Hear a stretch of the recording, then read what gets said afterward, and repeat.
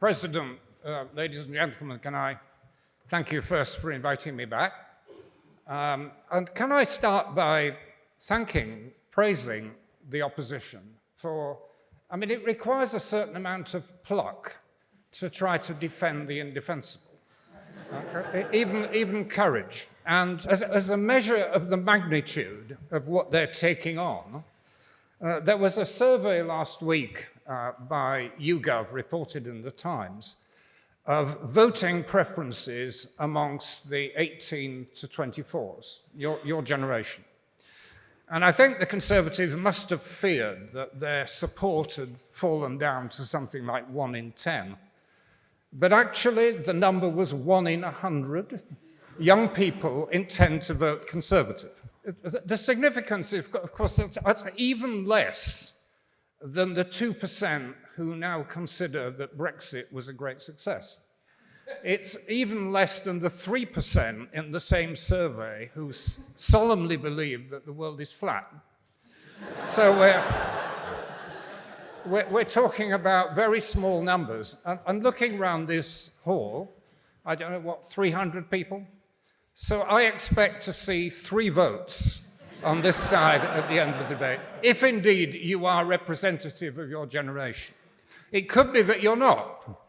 You know, any organization that voted for the presidency of Boris Johnson, Liz Truss, and Michael Gove could hardly be considered totally representative of the country. But let's hope that you are, and that's the outcome we expect. But I think the reason I have such little confidence in the government is that faced with a magnitude of challenges, and of course I acknowledge the point that's just been made that we're dealing with big global challenges, not all of them British. But, you know, we have an economy which is the weakest of the major developed countries, except possibly Italy, or including Italy. We have public services, infrastructure that isn't working as a result of decades of underinvestment. And faced with this magnitude of problems, which also includes real absolute poverty, first time in my lifetime, we're not just seeing relative poverty, we're seeing absolute poverty, absolute hunger, something that hasn't existed in this country before. These are major challenges.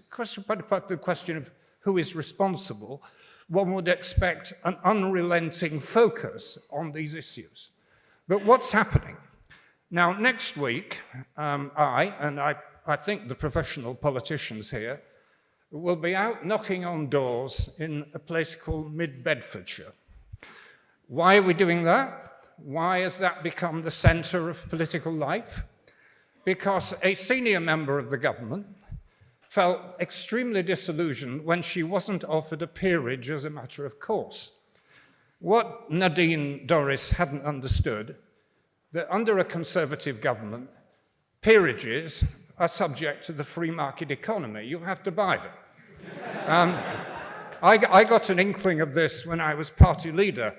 A distinguished captain of British industry came up to me at a dinner. He said, look, I've given £2 million to the Conservative Party. My peerage hasn't arrived. Can you do any better? And I had to say we would have asked for a rather higher price. But anyway, but it's not just an obscure former minister. We're talking about the top levels of government engaging in triviality. And I'm referring to the Conservative conference last week and the speech of the Prime Minister. Now, you would have thought that faced with some of these genuine major challenges, we would have a response that matched it.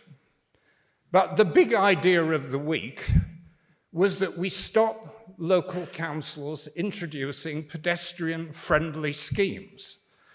You know, this is a sort of level of silliness that some of us last saw when in the terminal years of the last Conservative government. We had a Prime Minister, John Major, who was a thoroughly decent, very nice man, a bit like Rishi Sunak, actually, trying to manage this nest of scorpions that is the Tory party.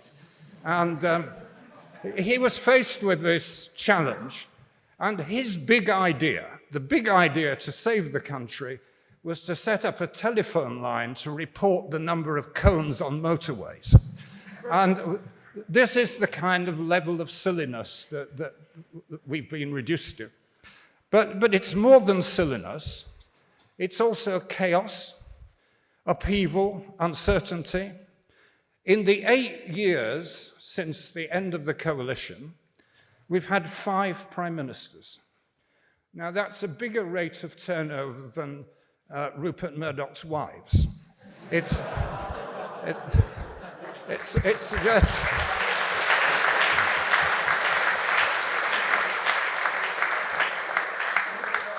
suggests a certain degree of instability. And I contrast what's happening with what's happened in the coalition years. The coalition years are something which neither the Labour Party or the Tory Party like to talk about, because it ran contrary to the tribal culture of British politics. You know, we distrust people who try to work together in the national interest, so we don't talk about it. But the coalition is a useful point of contrast with this government. It actually had quite a few of the same people. You know, Jeremy Hunt, Michael Gove, and others were my colleagues. But what happened then was a useful contrast with what's happening now. We had a period of stability in the wake of a massive financial crisis, the collapse of the banking system and the damage that did to the UK economy. We faced a massive fiscal deficit, bigger than has happened in the last few years. What we did not do was the Liz Truss moment, crushing the economy because of an ideological obsession with tax cuts. We did actually cut taxes, focused on low earners, and we increased taxes on rich people. Capital gains tax, non-doms, banks. There was a better balance. And of course, we had to make a lot of very, very unpopular decisions about public spending. And I don't apologize for that. But it was a period of stability. And we did things that this government could and should be doing. In my corner of government, we had what was called an industrial strategy, where business and government worked together in the long term. But the Conservatives then scrapped it.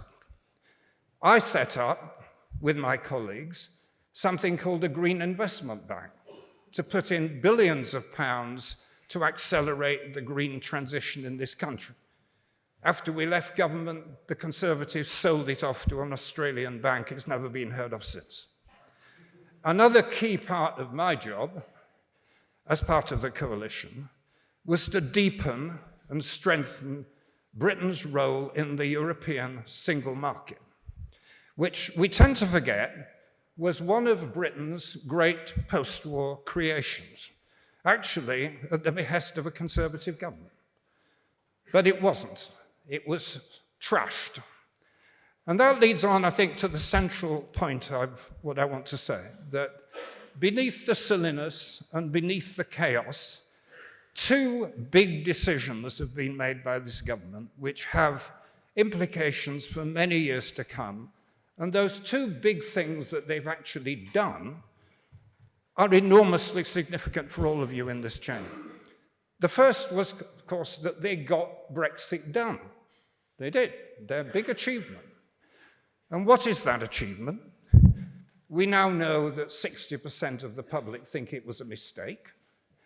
Even Nigel Farage, the architect of Brexit, says it's a failure.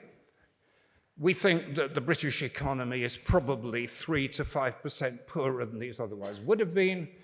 Instead of getting 350 million a week for the NHS, the government has lost revenue as a result of slower growth.